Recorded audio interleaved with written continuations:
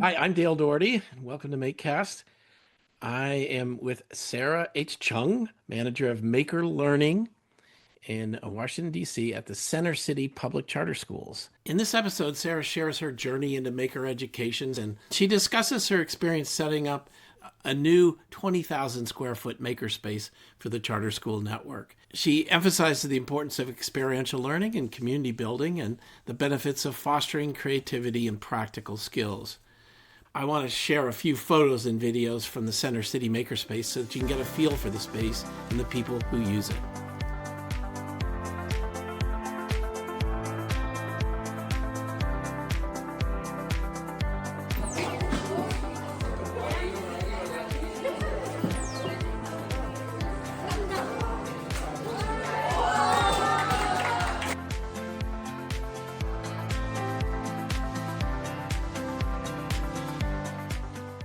Sarah, welcome.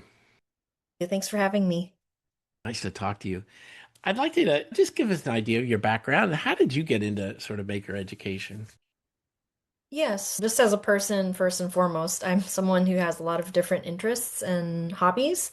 I love to read, I love making stuff, I love cooking, I make jewelry, I sew. So all of those things have led me down a natural path to becoming a maker educator. But yeah, in 2015, I was hired at the Lighthouse Charter Schools in East Oakland, and I was hired to teach computer science slash making. So yeah, that kind of lent itself to not just teaching programming through the screen, but being more creative about the approach to computer science. And we ended up using Hummingbird Robotics microcontrollers and teaching kids how to design and build interactive robots using cardboard and different tools, and then programming the interaction, programming different sensors and lights and motors using Scratch, MIT Scratch. If you don't mind me asking, did you have a Yeah. background in computer science? No, actually, I did not have any prior experience with computer science or coding myself. To be honest, the first iteration of it was really messy. I didn't have a classroom, so I was like a mobile pop-up teacher. So I went into the science room and had to set everything up, and it was like very chaotic, just like a lot of firsts. And I told the middle schoolers point blank that, hey, no one has done this in your grade so far. We're going to try this and we're going to learn together and help each other because that's also the ethos of a makerspace is like collaborative learning and peer-to-peer learning. I was very transparent with them. Yeah. More teachers would believe that's a legitimate way to learn with your students as you're doing it. Especially as we get into things like AI and stuff, is like you just have to start exploring and discover what's there and figure out what you can do with it. So how did you end up on the East Coast? Sure. So, yeah, during COVID, my partner and I moved to Scandinavia. He got hired at a game studio that was based in Denmark and actually tried to start a makerspace there to support connections amongst all the international people living in Malmo, Sweden. However, yeah, things didn't really work out there. When we decided to make our way back to the United States, I thought that probably there was more opportunity on the East Coast for someone like me who was trying to get back into the arts and maker education. And I felt like the maker movement was making its way over here and that maybe I could be of more use and help bring some of those ideas from the West Coast over here to the East Coast. Explain this. This Yeah. job is a manager of maker learning at Center City Charter Schools. So give us the context of the charter school network. So, yeah, Center City is a network of six charter schools across Washington, D.C. They're all Title I schools, and all campuses are within historic old Catholic school buildings. So they're very beautiful and very historic, but they're pretty austere spaces, not a lot of natural light, a very kind of institutional feeling in some ways, but also very cozy. So that was one thing that really struck me about the community is that there was a lot of retention amongst staff, like people that have been here for over a decade, lots of family, community, tightly knit community. So it felt like a very good place. So when you started, was there a makerspace? Actually, no, there wasn't. Yeah, when I interviewed for the position and learned that this was a construction project, that the space was being built, and it was planned to be a 20,000 square foot space to serve six schools, I thought, wow, what an amazing opportunity that is to help build something that is starting from the very beginning. Did you Yeah. find that there were different perceptions of what a makerspace would be, and you had to converge some of those perceptions, but also change some of them? Yeah, it was a lot of trying to figure out how can I show people what a makerspace is when the one that we're building is not built yet. And so the first thing I did was research around where can we go visit. Like I could talk all day long about it, but to actually see a space that's equipped and actually like what kinds of equipment are there. So I took a few of the leadership team and arranged a tour of Open Works in Baltimore, which is more of like a kind of adult community space. They have youth programs, but it's a very cool, very well equipped makerspace and just doing a lot of amazing things for the city of Baltimore. So we went there and got to just tour everything from like the welding studios to the quilt making machine to all the different kinds of 3D printers. And that really started to solidify for people like what we were setting out to do. However, I will say that my team, which was basically me and one other person, like the director of the operations at the Makerspace, Patrice Jones, it was very much on us to get this project off the ground. And so we started collaborating with the construction company, the architects, project manager to just really inform them like this is what we're planning on doing here. And we co-developed what the six different labs would be. One of the common issues that we hear is a teacher might say, or administrator, we don't have time for it. We're so busy. And unless this fits into the curriculum exactly, there's just, this is too hard to do. Yeah, it has actually been quite a struggle to, even though we have this gorgeous 20,000 square foot space and it is designed for these six schools, it has been hard to carve out time from the school day to really get kids in there using it. So we had to start small and just basically set up a rotating schedule so that every student comes there for three sessions, a total of 6 hours through the school year. So that's the start. And even with that, I think a lot of principals, right, they're trying to figure out how to adjust to the schedule. Yeah, so it has been a challenge to like justify, even though this makerspace is part of the Center City network now. And so we're just really trying to highlight what are the benefits. Show people like this is not just fun and games, right? The kids are having fun, they're enjoying themselves. It may look like, oh, they're off task or there's not classroom management happening, but actually the kids are moving around. They're learning how to be comfortable with agency and choice in this space.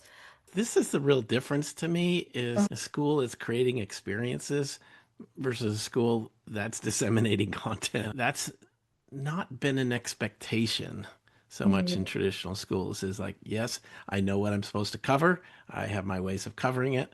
And the kids either get it or they don't. Yeah. Informal learning is always more oriented around experiential learning, especially the kinds of learning that kids enjoy and want to do themselves without a lot of external motivation, meaning grades or rewards or things like that. It's just, it's fun.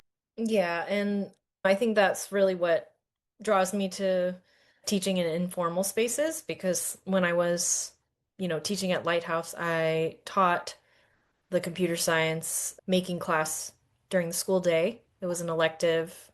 I had to give grades. And then at the end of the school day, I transitioned into a maker educator after school, part of the extended learning program. And it was mixed ages. You had a few choices of things you could do. It was pretty free, open studio, like clubhouse style. And just the environment and the feeling in that space was just more of a community atmosphere, and the peer-to-peer learning was not forced. It just happened. Even going back to your lighthouse charter is like people who, if you force people to do it, you're just like regular Right. school.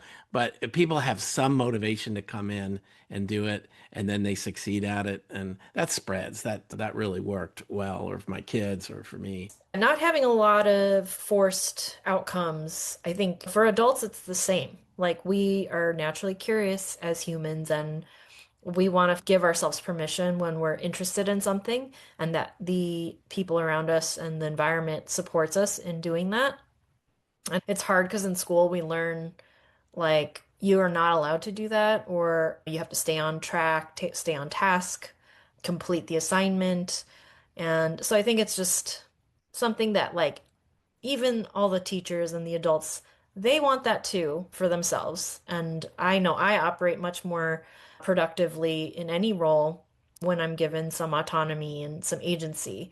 It's just that sort of human freedom, right? We thrive when we have freedom and when we're like somewhat oppressed, right? And told you can only do this thing, or you only have the option of doing this, or you must achieve this particular set task. Like we shrink.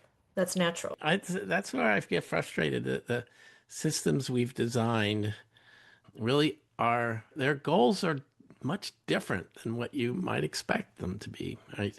So kids don't like school. Well, it's for a reason. I think that's what's been interesting about being back in a school environment and interwoven with my experiences working in arts communities and informal learning spaces. So, yeah, last summer or this past summer, our program was kids worked in teams to develop brands and brand identities as a group. And it was just very cool to see how they collaborated with the motivation of shared thing that they came up with together. And working towards that, they learned all kinds of skills related to technology, to science, brand storytelling, culture, context, pop culture, how do you tell a story, visual representation, all these things. I just remember one student in particular, he was one of our older students, 16 years old. He just seemed like he had a lot on his mind and maybe stressors outside of the day that were just brought into the space with him. And when I asked him to draw a sketch, a logo for their clothing brand company, he was like, "Oh, I used to draw in middle school, but I don't draw anymore." So that made me really like sad that a 16-year-old would think that was irrelevant for someone who was growing up and becoming more adult-like.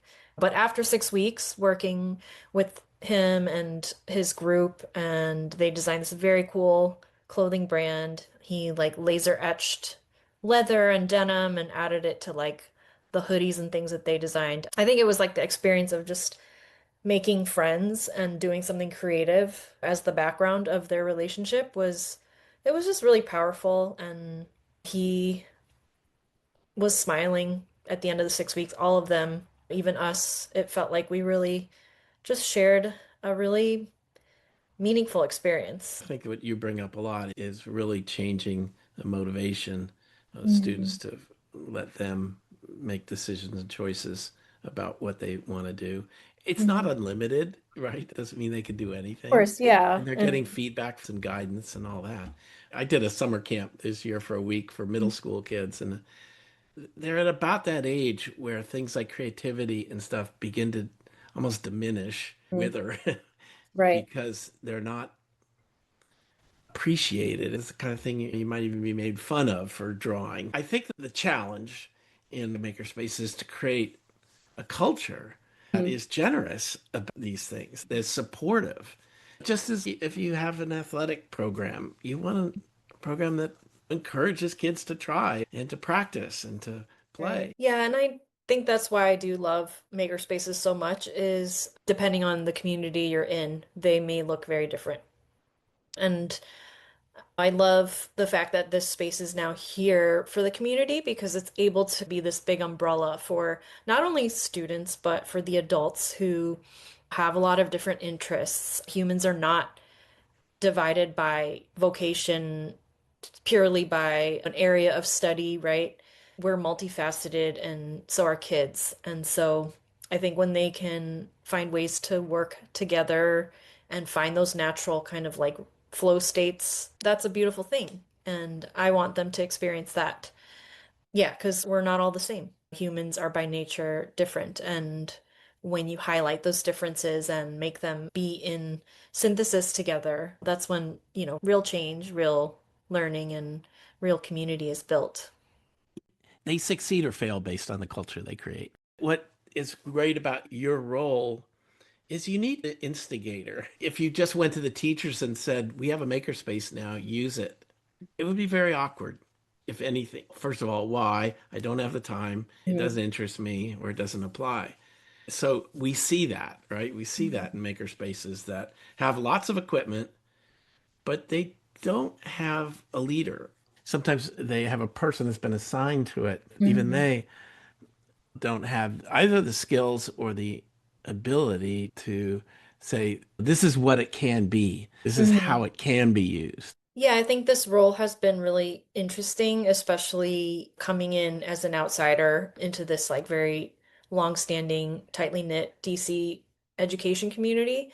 I was only in the area for about 8 months before I got this role. So, in a lot of ways, I had this fresh perspective or like outsider's eyes into the community. And that made it really actually easy for me to highlight certain things that were happening already, or people or individuals in the network who would be a great fit for this space. Yeah, it's been a really awesome thing to just be able to be that bridge to invite them into the makerspace. And then with all my experience in previous makerspaces and art studios, living in Oakland, where a lot of my friends have had warehouses and creative spaces, just being able to make really informed decisions about what to invest in, what equipment and materials. And then one of my hugest things about shared spaces like this is organization, making sure things are organized so people instantly feel very comfortable. They can see where the tools are, where materials are. It's easy to be a responsible community member and put things back because things are clearly labeled.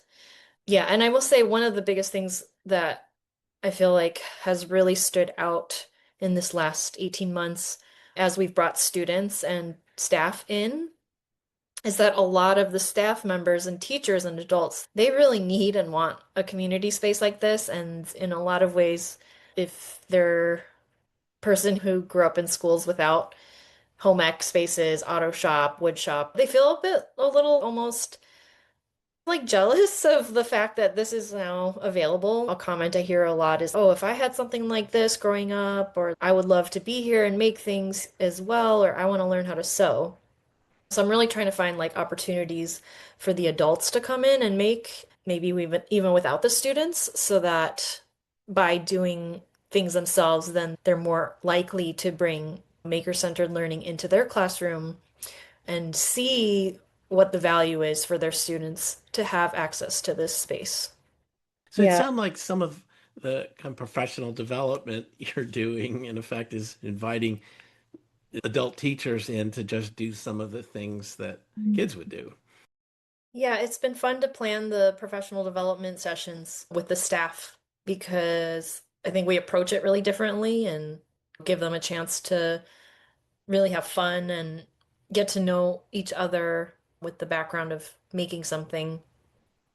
It's been really great. Recently, I was able to carve some time with science teachers to introduce them to the microbit. One of them had already been engaging with it already. But yeah, it's been exciting to bring microbit and different components, lights, LED strips, sensors into this community because now these ideas are starting to spread. Like, how can it be used in performing arts? How can we use them to make our like haunted hallway for the holidays and maybe even for the winter holidays, doing something that's illuminated and interactive display? I think the first step is really getting the teachers in the door and having them have this experience and then supporting them and feeling confident to run something like that. Okay, Sarah, thank you for talking to me. Let me ask you one last question though. How was it funded as a charter Okay, school? good Was it question. outside funding? There are several people and foundations that have dedicated money for our code lab and for the build lab, our woodworking space. The CEO, Russ Williams, is just really great at actively securing resources for this. He's attended a lot of hearings for the city and really advocating for this kind of space being in DC. The nice thing is we have taken people on hard hat tours to show them what the space can be, right, before it opened. And now that it's opened, people have come back and now are seeing how the space is functioning. And honestly, the reaction is very positive, and it's causing some people to be even more generous. And we're hoping to reach a point where we can even hire more staff, which is always, of course, the most challenging thing with makerspaces. Usually it's easier to get like a one-time purchase or support for equipment, but to hire actual staff and annual budget for someone, that's more challenging. But we feel very optimistic that this will continue to be something that, even in the light of what is happening right now, the current climate, I feel like it even makes more of a case for this kind of learning space and community hub. Hopefully, people just continue to see the value of this community space. Thank you, Sarah. Yeah. All right, sit. Okay, set it down. Oh. All right. Are you gonna let it go when you put it on the floor? That's bad. All right, let it go.